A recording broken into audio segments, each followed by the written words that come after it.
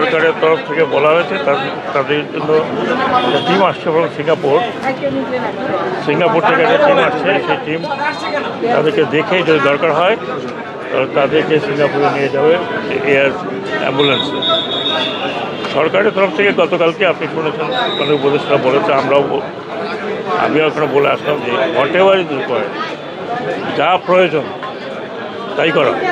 এবং এখানে যদি যতজনকে বাইরে নিয়ে যাওয়া সম্ভব হয় ততজনকে বাইরে নিয়ে যাবে, কিন্তু ডাক্তারের পরামর্শ ছাড়া সবাইকে তো অনেকটা তো মুভও করা যাবে।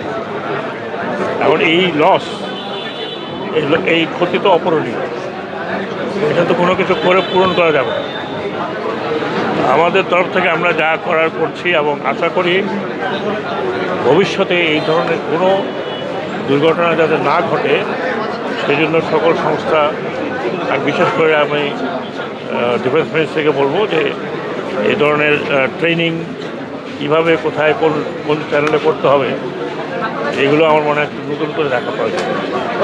ঢাকা শহর তো ঘনবর্তী, এটা যে কোনো কিছুতে এফেক্ট হয়ে যায়।